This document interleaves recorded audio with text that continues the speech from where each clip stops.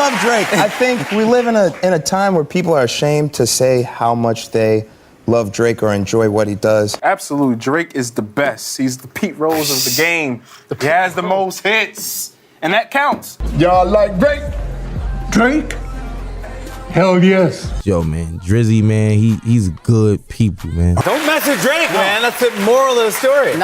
Aubrey Graham, more famously known as Drake, is a Grammy award-winning rapper and singer from Toronto, Canada. He currently owns his own record label, his own clothing line, and his own radio program on Beats One. OVO Sound Radio. From 2001 to 2009, he starred in a primetime Emmy-nominated show called Degrassi.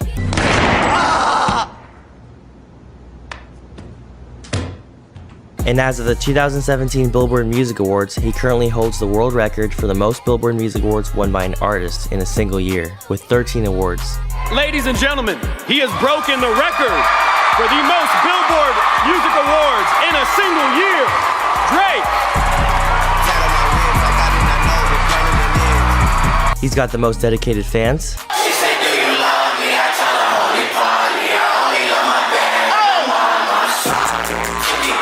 As well as the biggest haters. Everything about Drake's behavior is lame. Okay, I agree with that. I agree with that. You can clap. So how does this one man in his 30s from Toronto have so much prevalent influence worldwide? Why does Drake have this impacting reputation that he has today? Why does everybody love Drake? Persistence.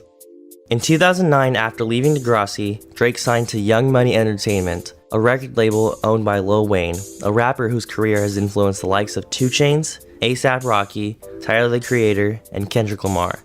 However, prior to joining the label, Drake has already released 3 independent mixtapes that launched his career and has not slowed down yet. Almost every year since 2009, Drake has remained a consistently prominent figure in pop music and hip-hop, with the persistence of hits after hits in each album, mixtape, or a single release. Baby, you my everything. You all I ever wanted. We could do it real big, bigger than you ever done it. Oh, you fancy, huh? Oh, you fancy, huh? Oh, you fancy, huh? Oh, you fancy, huh? I might be too strung out on compliments, overdosed on confidence, started not to give a fuck and stop fearing the consequence. I got my eyes on you. You're everything that I see. I want your high love and emotion endlessly. I was running through the 6 with my woes. You know how that shit go. You know how that shit go. That's why I need a one dance. Got a Hennessy in my hand. One more time before I go. Higher powers taking a hold on me. Passionate from miles away. Passive with the things you say. Passing up on my always. I can't blame you, no. That's a real one in your reflection. Without a follow, without a mention. You really piping up on these niggas. You gotta be nice for what to these niggas? I understand. Diversity. Drake's catalog speaks to multiple different cultures and communities worldwide. He's written songs about heartbreak, he's written songs about the road to success, and he's even made a song about Michael Jordan. Yeah. Jumpin', them boys under something. He's half black and half white. Wait, you're a black Canadian? Obviously, dog. I mean, like, yo, there's thousands of us. I'm sure you've met a few of us before. Nope. He's collaborated with pop artists, R&B artists, artists from Los Angeles, artists from Atlanta, artists from the UK, and most recently an artist from Memphis. Sometimes he speaks with a Jamaican accent. More life is coming soon and more tune for your head top, so watch how you speak on my name, you know? And sometimes he raps in the London hip-hop style called grime. That's Baka, he's a no long talker. Quick to let the motherfucking text slam. He's been a guest on SNL.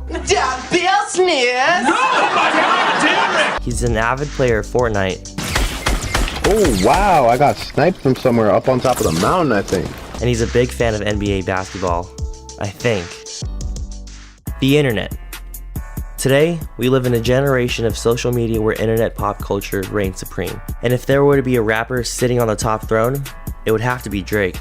In 2011, Drake released a single called The Motto and popularized the term YOLO, which came to slip into everyone's slang diction. Now she want a photo, you already know though. You only live once, that's the motto, nigga, YOLO. Last night was mad real, we got drunk. YOLO. The music video for his 2015 single Hotline Bling consists of Drake dancing in a particular style, which ended up becoming a popular meme of countless GIFs of him performing different actions based on the premise of each GIF. Following the release of Hotline Bling as a single, the 2016 project Views includes an album cover of Drake sitting on the top of the CN Tower in Toronto. Just a simple idea of a tiny figure of Drake sitting on a relatively enormous building allowed the internet to create a joke out of it. Sometimes I wonder what happened to Rhonda from Ford and Honda, or Tiana from Benihana's. Yeah, damn. Probably the biggest thing about Drake that the internet would mock him for is his vulnerability and expression to sing about his deepest emotions of heartbreak and falling in love. She's someone I've been in love with since I was 22 years old. Drake, as expected from his resourcefulness to analyze internet subculture, is very well of this. In 2015, rapper Meek Mill called him out on Twitter saying that he allegedly works with ghostwriters instead of writing his own lyrics. Drake stayed quiet on Twitter, and instead of fighting back online, he released a diss track that same month, addressing Meek Mill's at-the-time relationship with celebrity Nicki Minaj, as well as these bars. Yeah, trigger fingers turn to Twitter fingers. Yeah, you getting bodied by a singing nigga.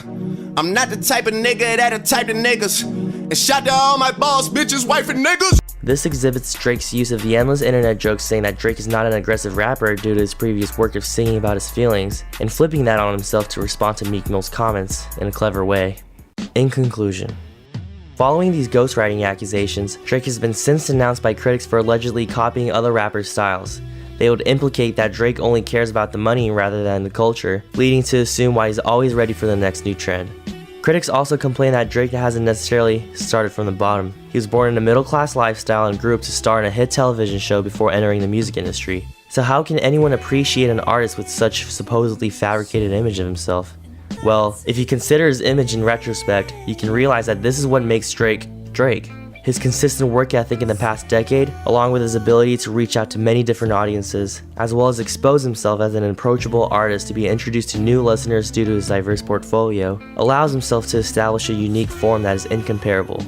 There's no other artist today who has done everything that Drake has done. No one else has acquired the credentials that Drake has achieved for himself. With his abilities to sing, act, rap, along with the resources that he is able to utilize for maximal achievement, Drake demonstrates himself as a successful individual whom people can love and hate as much as they want.